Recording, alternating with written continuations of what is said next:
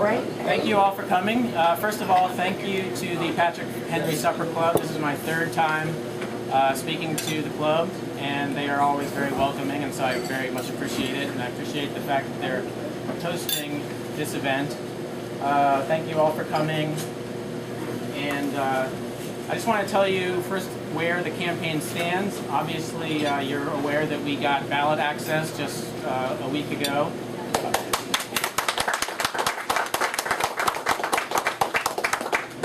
I think that's an accomplishment worth pointing out, because the purpose of having the onerous ballot requirements is ostensibly to make sure that a candidate is fairly serious about running and is taking it seriously and is willing to expend resources to do it.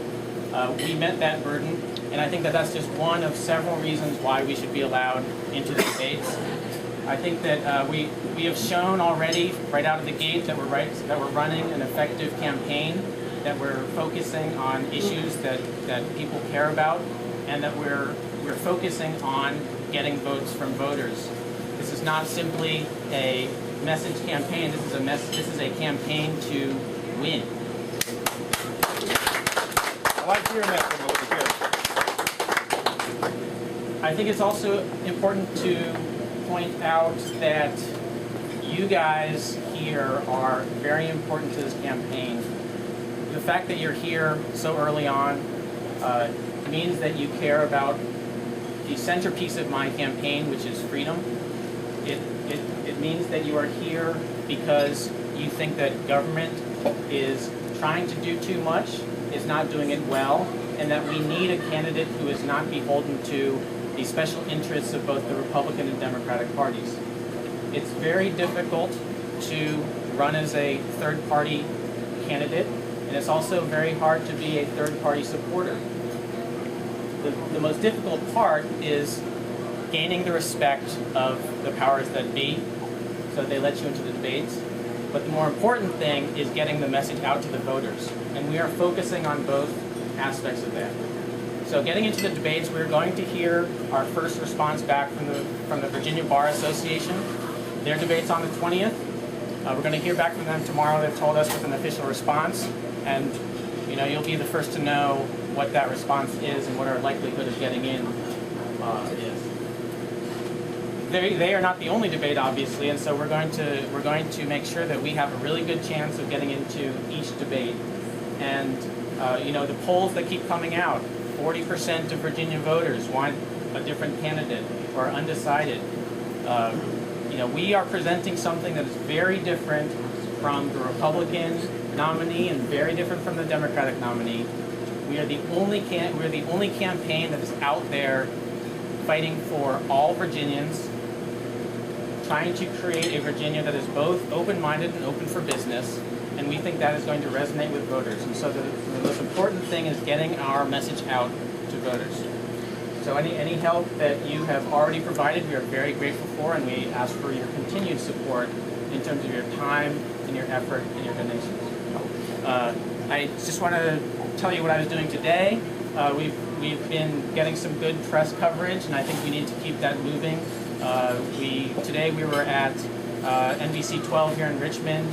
We were also on the phone with a DC metro area newspaper and Style Weekly here in Richmond as well. Good start. Yeah, we were also on 2 Charlottesville radio shows, one of which Terry McAuliffe said that he was willing to debate me. He was willing to include me in the debates. Oh, good. Good. And so the same show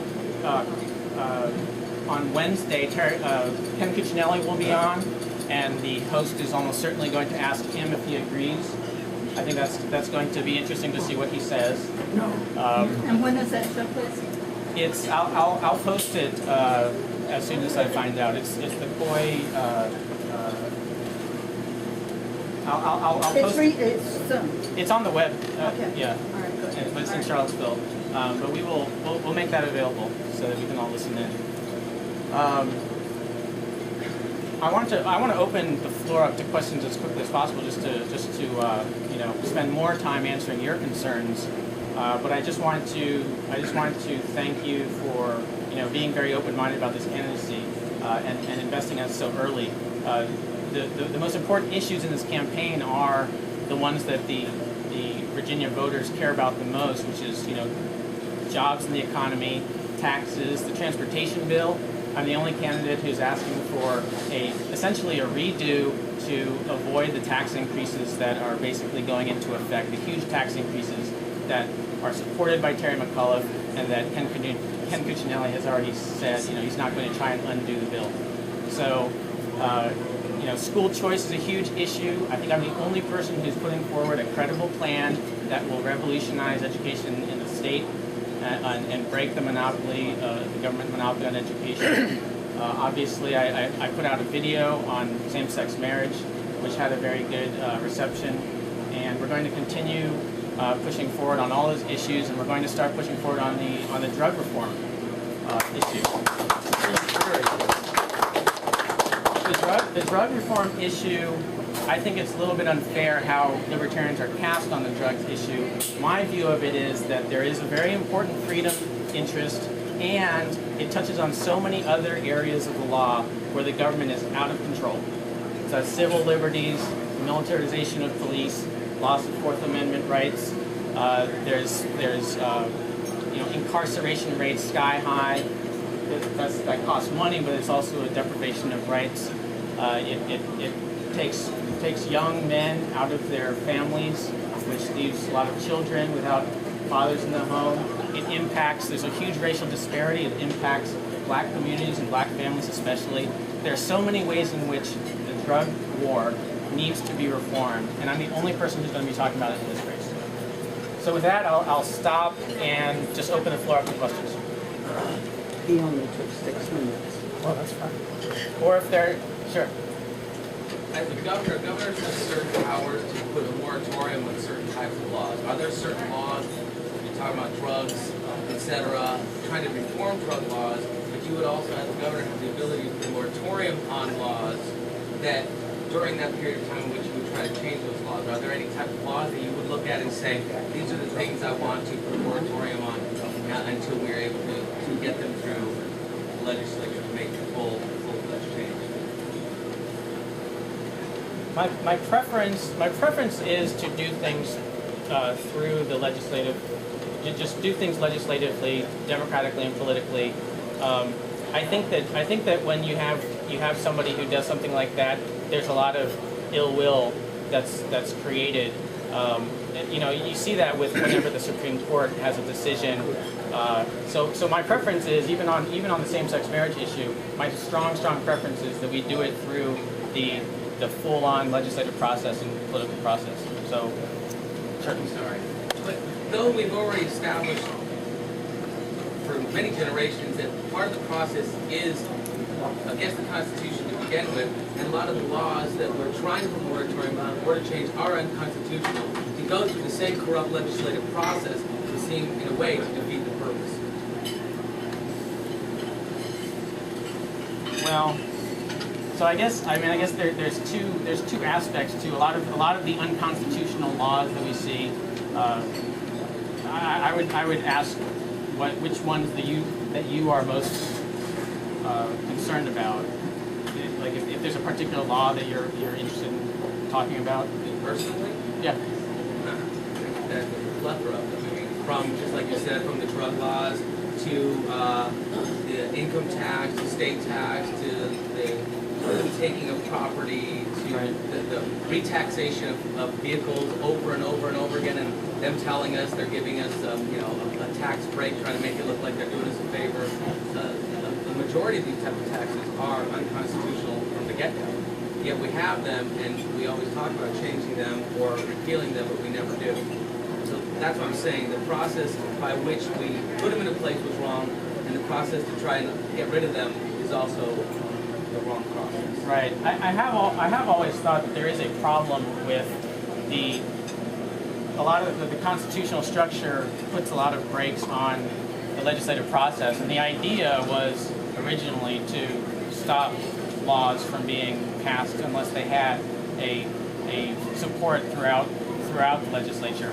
The problem is once you get an accretion of government, then those same brakes stop the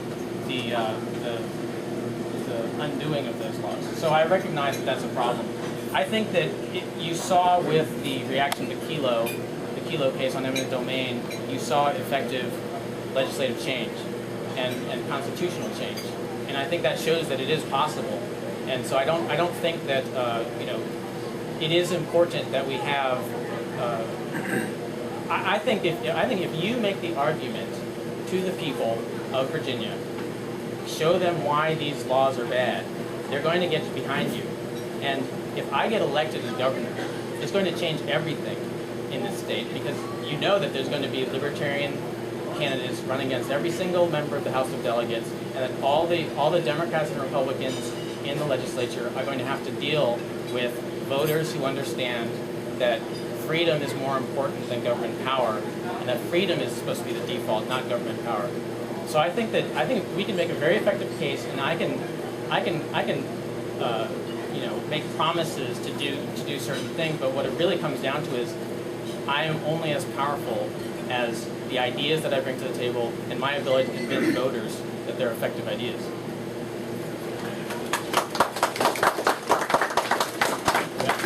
Very different question. What is your campaign doing to organize campaign? To organize campaign what? Forcing people who want to help get those out. Right. So we basically have a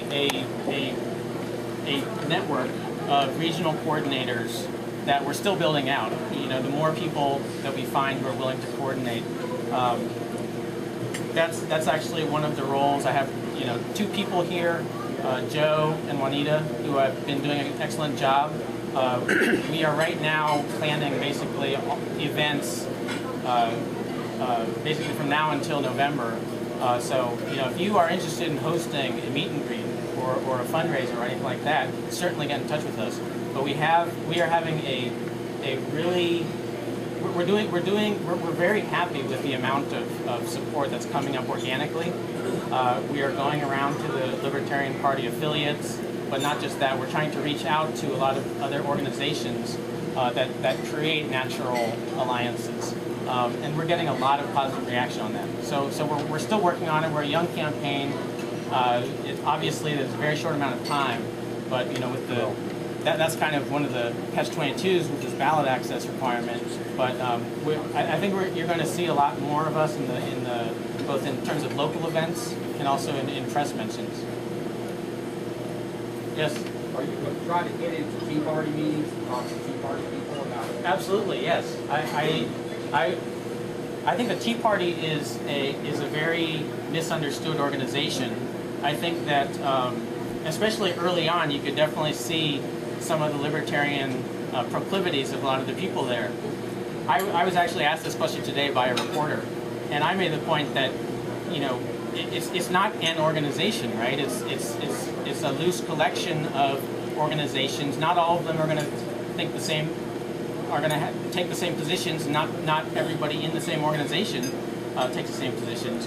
There's a strong libertarian bent in some Tea Party groups, and in others there may not be, but I'm still willing to go in and make my case to everybody. Because I think that even on constitutional law, I think I'm stronger than Ken Cuccinelli. A lot of conservatives think that he's very strong in the Constitution. I think I know more constitutional law, and I'm more consistent on constitutional law. So I'm happy to go into any group, and including progressive Democratic groups. I'm willing to go into any group and make my case. You talked about the satisfaction with both candidates. I live down the fan in PCU. I know that the Democrats are not happy with McAuliffe.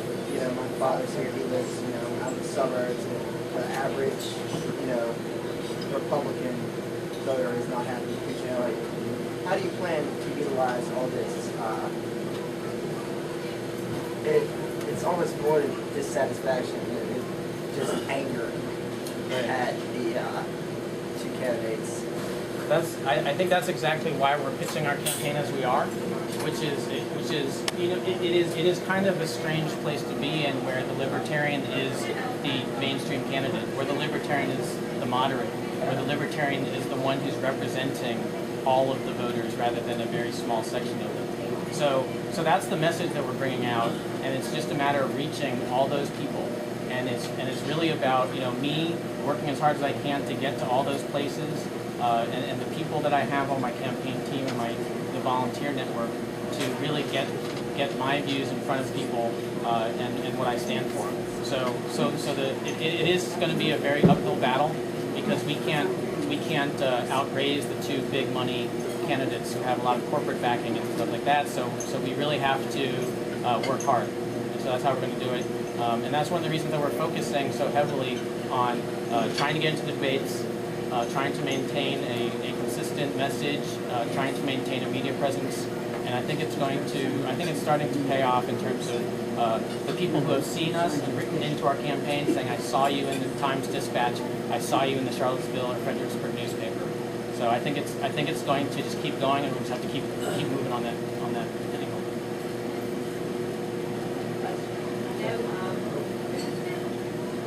Sorry, there's a fan right here. Okay.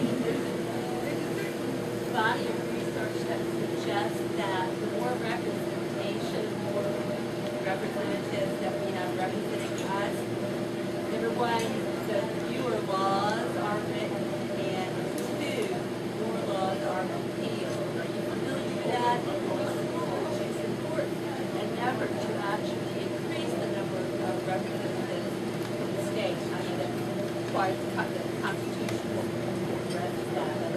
Where would you stand on that? I'm not familiar with all that literature, but I have seen arguments in favor of, for example, increasing the size of the House of Representatives at the federal level and also the House of Delegates at the local level, the state level. I'm generally open-minded about all those changes, all constitutional changes. I think that there are a lot of things that we can consider, and institutional problems require institutional solutions. You're not going to have lasting change with just one candidate that you can get behind one time. So I definitely am very open-minded to those things. I'm also open-minded to things like instant runoff voting, term limits, easier ballot access, the possibility of increasing the opportunities for the people out of doors to influence policy. Yes.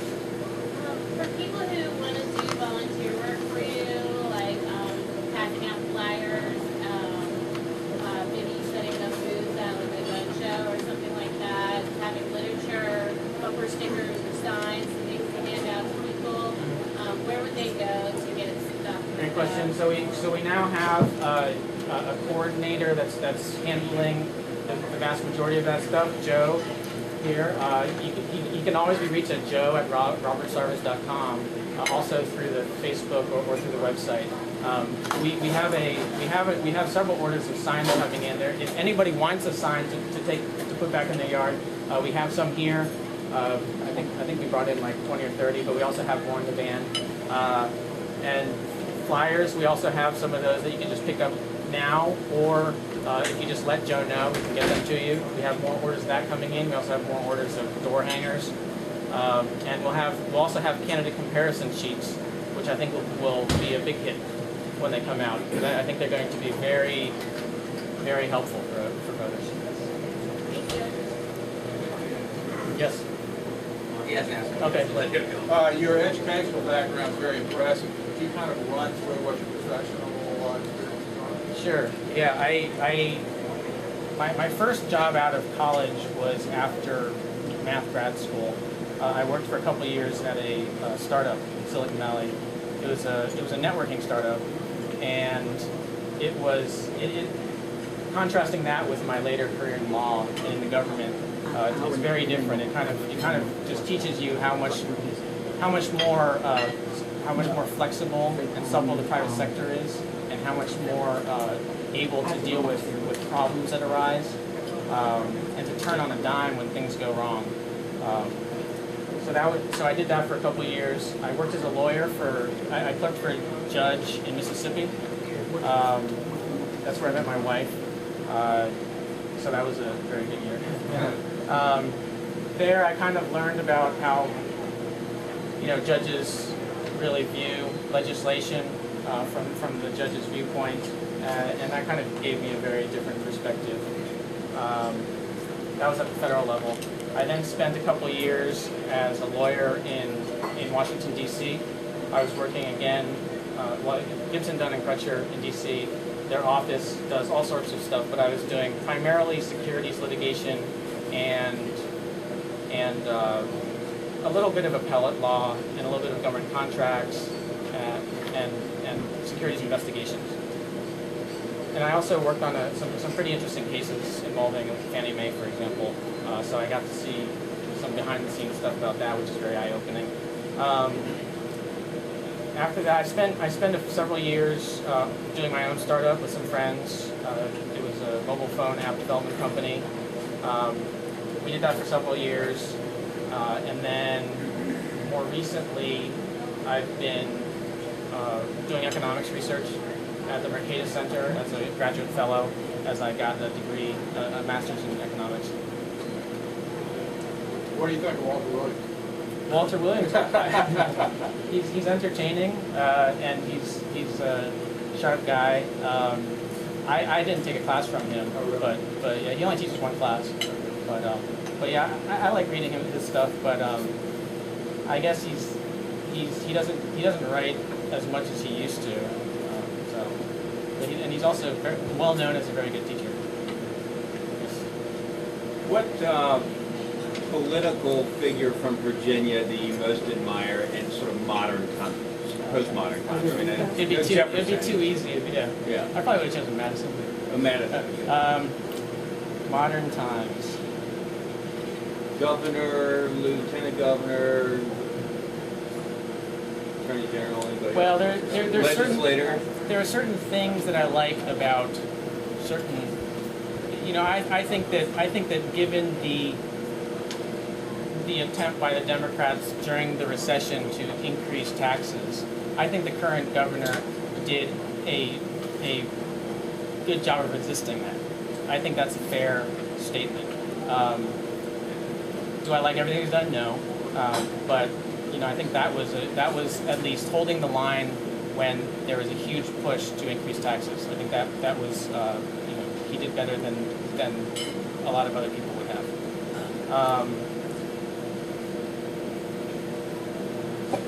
I don't know that I want to single out anybody. Okay. Well, I don't want to put you in a funny position. Yeah. But if I can ask one follow-up question, Sure. it's also very short.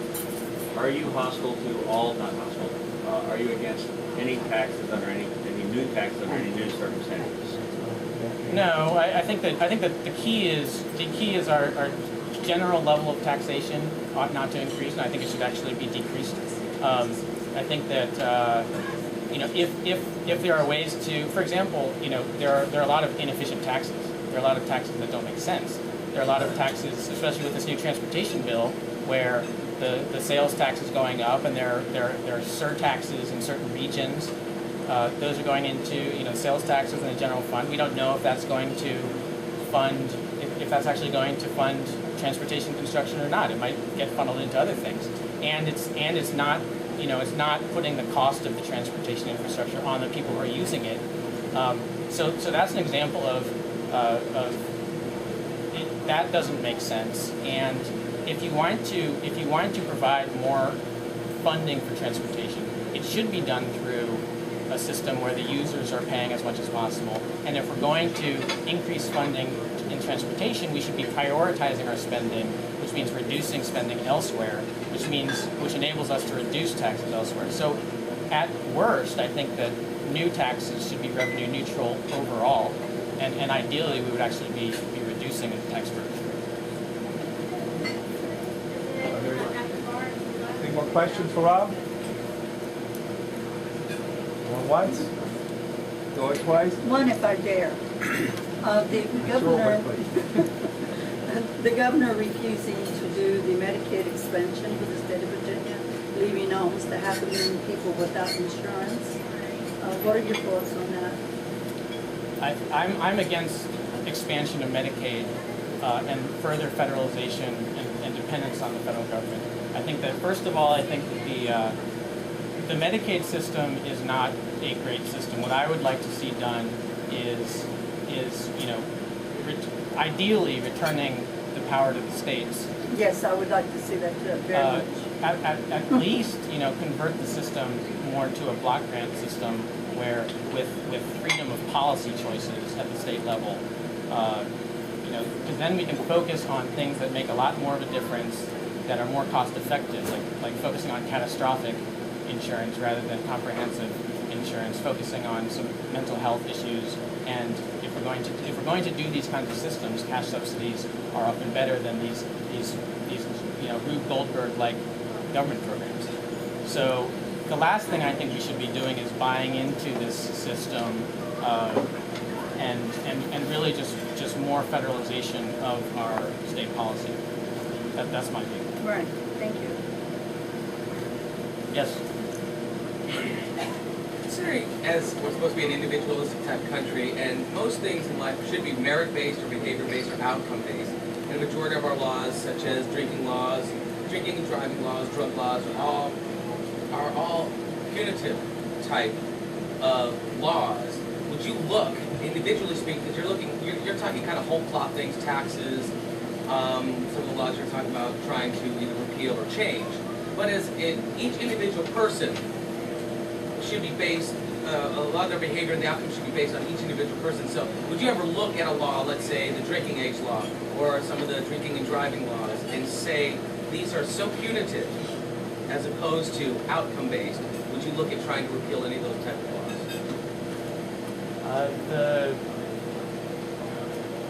So we're like repealing the 21. For example, 18. There are a lot of extremely immature 30-year-olds who drink. Then extremely mature 16-year-olds can have a glass of wine. I was born in Europe. My mother, who was born and raised in Europe, people are drinking at 5, 6, 7, 8 years old a glass of wine, and there's no crazy drink. There's no drinking and driving problems in Europe as we have here because everything is taboo. Right. So as opposed to saying, well, nobody under 21 can drink because we tell you so, as opposed to saying, well, you might be a mature person. Because we've proven over and over again, there are a majority of people, not majority, but a lot of people who are above maturity age who can't handle drinking. Right. So, but we allow them to drink because the government says, well, you can drink, but you can't. Right. So looking at that, saying each individual will be based upon their own merits, as opposed to whole cloth this or whole cloth that. Yeah, I mean, I'm somewhat sympathetic just from the standpoint that our natural instinct in Virginia and throughout the United States is just prohibitionism. If we don't like something, prohibition is what we try and do.